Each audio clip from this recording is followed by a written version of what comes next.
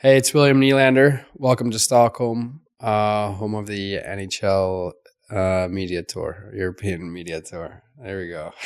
That's actually in a lot of ways. Let's do that. Let's use that one. Yeah. William, first of all, thanks so much for joining us. And for all the Swedish players that we talked to here in Stockholm, we're asking the same question to begin, and that is, what is the best thing about Sweden for you? Probably the food, the Swedish food. I think you're the third or fourth person to say that. Yeah. What's your dish? I mean, there's so many dishes, but I mean, I got this was, I don't know if it's Swedish pizza, but pizza's place, like close to where I live. And that's where, when I get home, I hit it up maybe 4 or 5 times the first couple of weeks. Should pineapple be on pizza? That's the big question. Well, that's an order we usually go with. Me and my buddies, we go pineapple on the pizza. So, yeah. You have solved the question. Mm-hmm. So that is a strong yes from William Nylander. Yeah. Before we get into what's next, a quick look back at last season. There was the big hump, the big hurdle, the first round. The Maple Leafs beat the Tampa Bay Lightning and then lose to Florida in the second round. How do you and your teammates look at what happened last season?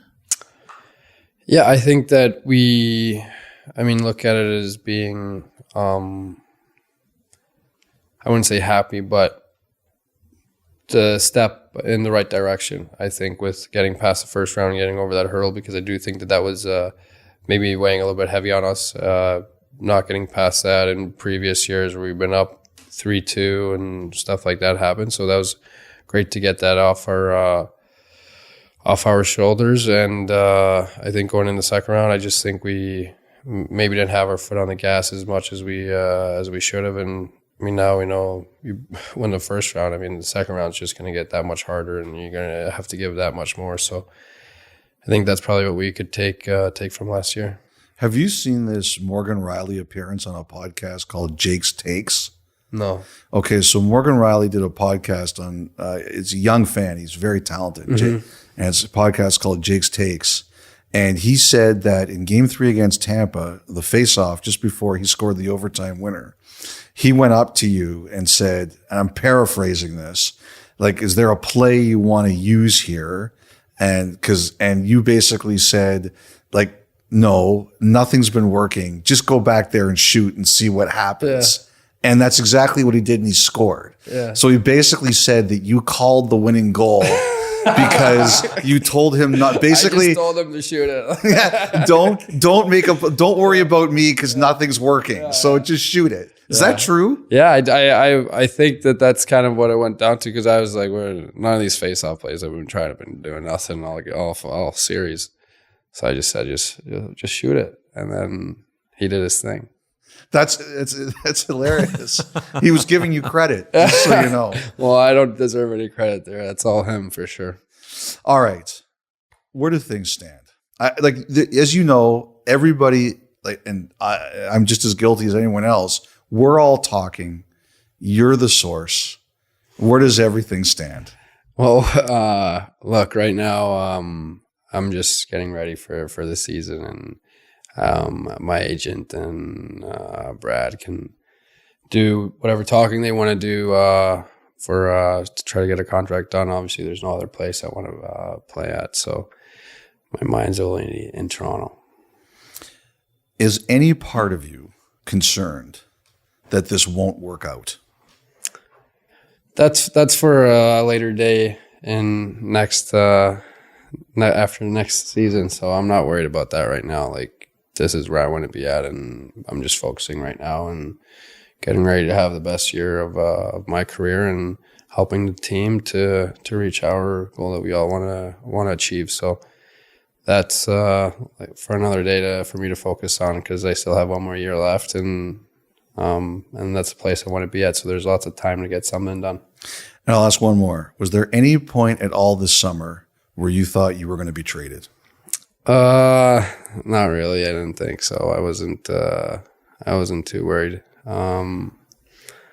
Yeah, not too worried about it. Does anything worry you? You're the most calm, chill person I think I've ever seen play in Toronto. I don't know. My dogs maybe worry me. But No, like I said, I still have one more year, and I know how much I love it there. And I mean, it would take a lot for me to want to leave Toronto. Like that's a place I want to be at, and that's where my mind's at for the coming year and for the future. I'm not thinking about being anywhere else. So, and the contract stuff, that's not for me to figure out. That's between Brad and my agent, and when and hopefully they get that done soon, it'll be good. What is it about Toronto then? Like, what is it about the city, the team, the organization, all of it that does it for you? So you'll say, like, look, this is where I want to play. Well, like, you got the organization. They take care of you better than any other team in the league, and with the staff, the trainers and the equipment staff and all the people around, they just make sure that you're given the best stuff to succeed and have success. And then you got the fans that are incredible. And then the city, I mean, just basically this is where I've spent the most time in my life. Mm-hmm. So this is home for me. So, I mean, with just my daily life in Toronto, I mean, that's just, consider it home.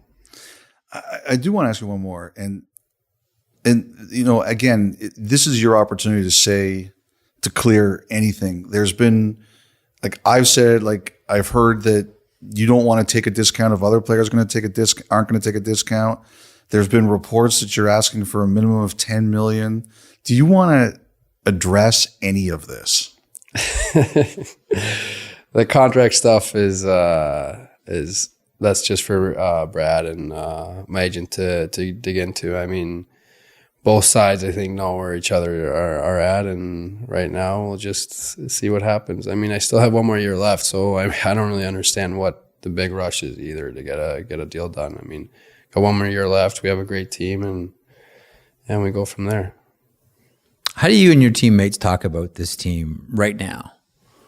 Yeah, I think everybody's excited. I mean, we had a great off season, signed some big players coming in, and obviously, we lost some really good players too that were close friends as well of a lot of guys. So that was tough, but I think that we're all excited in knowing what we've done last year.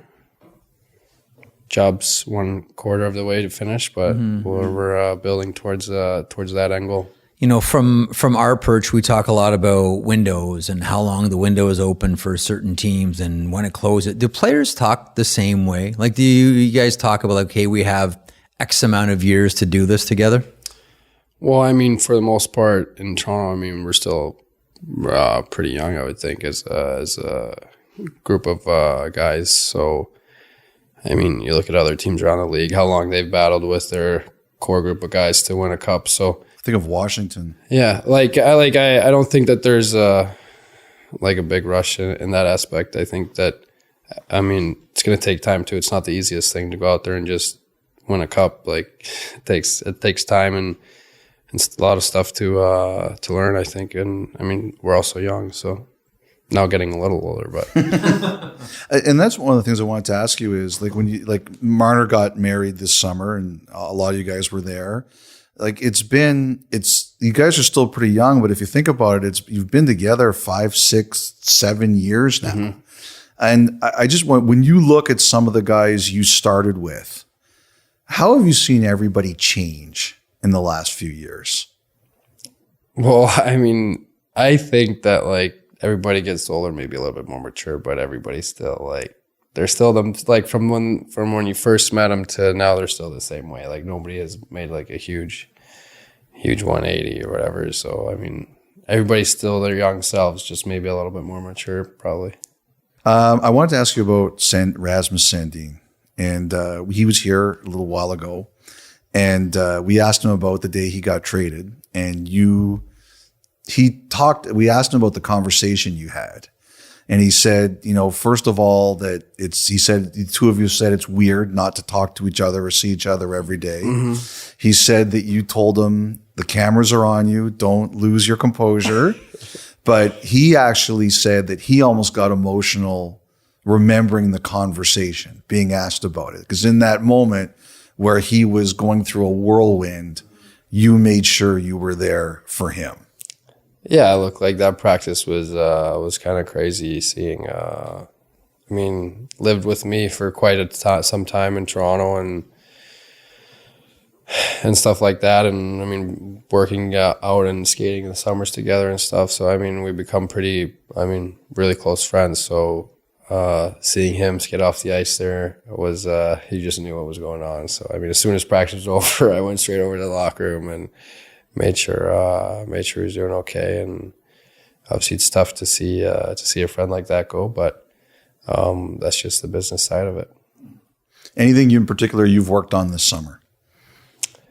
I'm just working on getting better at the things I'm really good at, and then obviously trying to think about, small areas that I could help that need improvement too. So not just focusing on the stuff that I'm really good at and getting better, but small aspects to help the other side of the game too.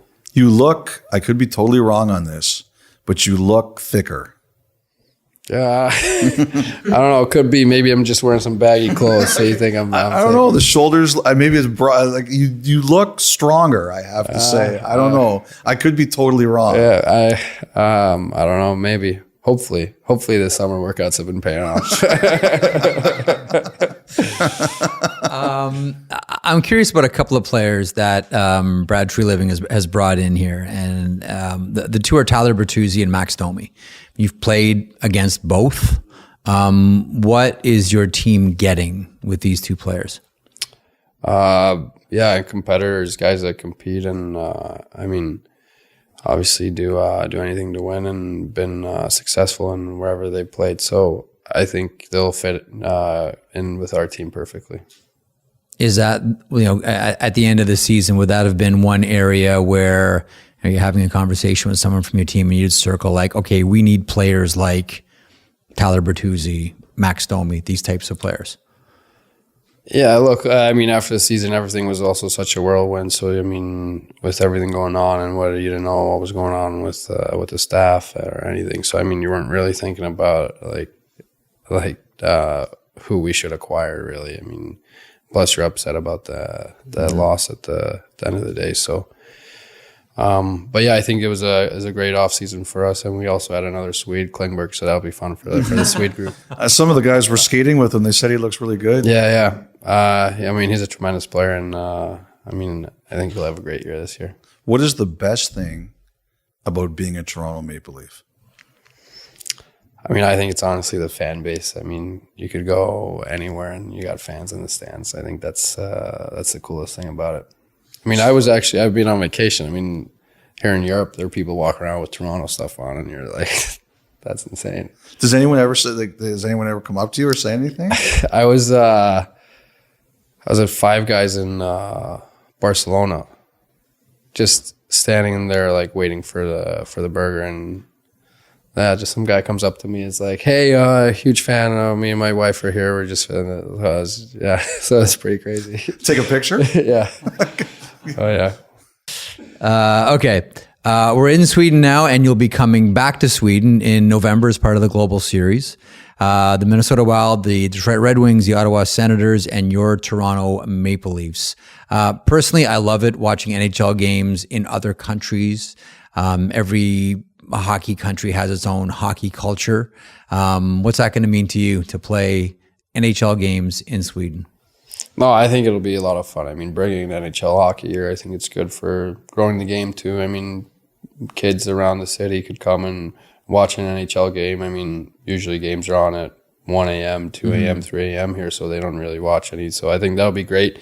And obviously family and everybody that's in town would be fun, but it'll be expensive. But it'll be fun for them to see some hockey too. Do you know that that's what every Swedish player has said so far, is that I'm either going to be playing that game for free or I'm going to be playing it at a loss? Probably a loss. I got so much family. Both my sides my mom and dad's side are huge. So we'll see.